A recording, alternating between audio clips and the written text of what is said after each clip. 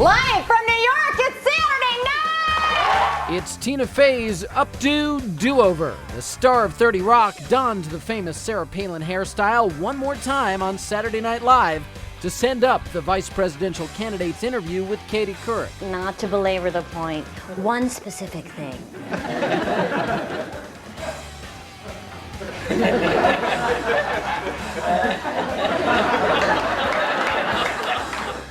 Katie, I'd like to use one of my lifelines. And Showbiz Tonight can tell you, this sketch, like Tina Fey's last Palin impression, has everyone talking about how much Fey nailed McCain's running mate from Alaska. In fact, it's getting hard for us to keep track. Here's the real interview. Alaska has a very narrow maritime border between a foreign country, Russia. And this is the SNL spoof. Alaska and Russia are only separated by a narrow maritime border. You've got Alaska here, and this right here is water, and then that's up there's Russia.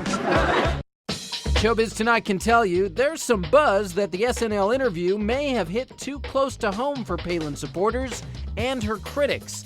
It's something that was noticed on The View. This was almost word for word what they did on Saturday Night Live, what Sarah Palin said to Katie Couric. That fact was illustrated on the Today Show, which played a portion of the Saturday Night Live sketch side by side with the original CBS interview. Ultimately, what the bailout does is help those that are who are concerned about the health care healthcare reform that is needed to help shore up our economy.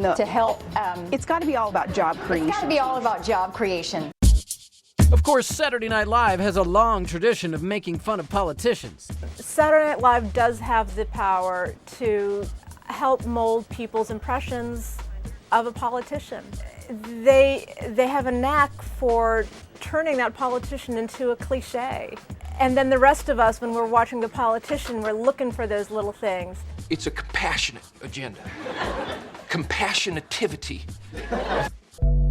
But Showbiz Tonight is asking, could sketches like these harm Palin politically? You've started to hear some conservative commentators say, she's not ready.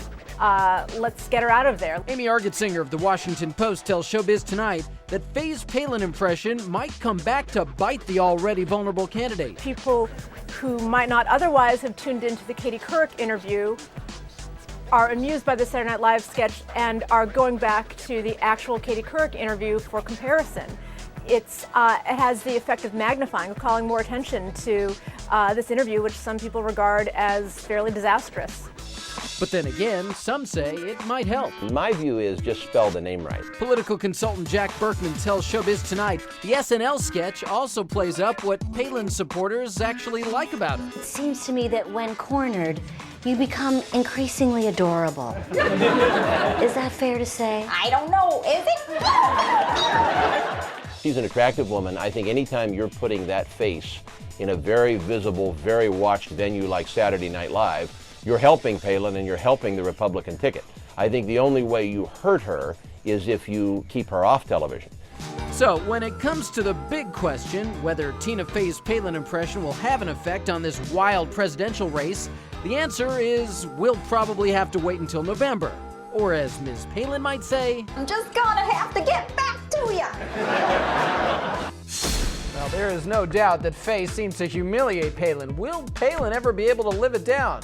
Joining me tonight in New York, Ashley Banfield, who is the anchor of In Session, and tonight in Hollywood, Ken Baker, who's the executive news editor for E! So, guys, just when you thought Tina Fey's Palin impersonations couldn't get any more devastating, Tina really, I think, outdid herself. I want to take a look now at Fey and Palin side by side because it's pretty remarkable. I mean, Fey's performance, pitch perfect, and obviously right down to the color of her suit. What do you think, Ken Baker? Will Sarah Palin ever be able to live this down? Probably not, but I think what she should do is, I know that last week McCain and Palin suspended their campaign to focus on the economy. Now, what I say is help the ratings of NBC and Saturday Night Live by going on this week, thus helping boost the ratings and helping the bottom line for NBC. I think that helps the economy. I think that I'm going to really have to advocate that. The best thing she could do, though, is really to make fun of it, maybe even come up with a line with it in the debate this week where she kind of makes fun of it. I think that's the best way to do it. Everyone knows that they just have fun with these things, and I don't think it's going to do any serious damage to her. I don't know. Maybe they should take it up on Capitol Hill, as you suggest there, Ken. What do you think, Ashley? Is she ever going to be able to live this down? This was pretty tough stuff, even though in the guise of comedy. Well, especially since her own words were used in the comedy script at SNL. You would think intuitively, no, she wouldn't be able to live it down. And then I thought back to 2000, where the Bush-Gore joke was all about the dummy versus the wonk. And it was Bush who was portrayed as the dummy, and it was Gore who was portrayed as the wonk. And we know who won that race. Yeah. So obviously, Bush lived it down. Well, I think the point that you make, that really the incredible part of this whole impersonation was the fact that Faye repeated parts of Palin's interview that was from CBS's Katie Couric interview verbatim. It's really what made it so humiliating in my mind. I want to take a look once again at how NBC's Today Show made this point. They did a great job with this.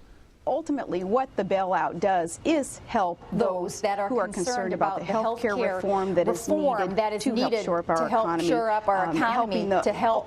It's got to be all about job creation. It's got to be all about job creation. I mean, come on now. Obviously, one thing to impersonate somebody's mannerisms, but you have Tina Fey literally taking the words out of Palin's mouth and turning them into comedy. In your mind, Ken, did this actually even border on disrespectful, as some have suggested, or did Palin really have this coming to her?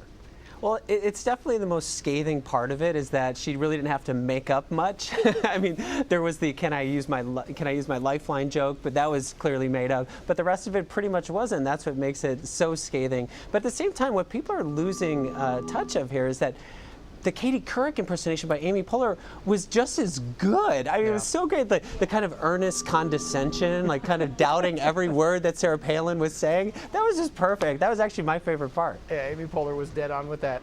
Can we watch some more of this? I'm just enjoying this too much. I want to look at when Katie Couric asked to have Palin explain how living close to Russia gave her foreign policy experience. Now, first what we're going to do is we're going to show you the real interview again, and then we're going to show you Tina Fey's take on it. Roll that, Charles. What did you mean by that? That Alaska has a very narrow maritime border between a foreign country, Russia, and on our other side, the land boundary that we have with Canada. What did you mean by that? Well, Alaska and Russia are only separated by a narrow maritime border. Yeah, funny and sad at the same time. Ashley, Tina using Sarah Palin's own words to make fun of her. Is that really what makes it all the more humiliating in your mind? Yes, and the information is kind of devastating as well, because I thought back to my childhood. Back in the 80s, my brother worked for the DEW line up in the Arctic, so I guess I have foreign policy experience too. Oh, goodness. So here's what we're setting up for, though. Thursday, of course, we're going to be watching Palin debate Joe Biden. Everybody's looking forward to that. Now, I'm thinking, Ken, some people may see Palin up on that stage as a caricature of herself because we're so used to seeing her in this context, and maybe they'll be envisioning Tina Fey up there and not so much Sarah Palin. I mean, should that be a real concern for the Palin camp? Well, obviously, yes, and she has to really make sure she is prepped and has some sense of the grasp of the issues here. But I just want to say, I mean, everyone wants to be down on her because she runs a state that's on the border with Russia. Everyone wants to say she's not qualified. Well, you know what? I took a car into work today, and I think that qualifies me as to be a Secretary of Transportation.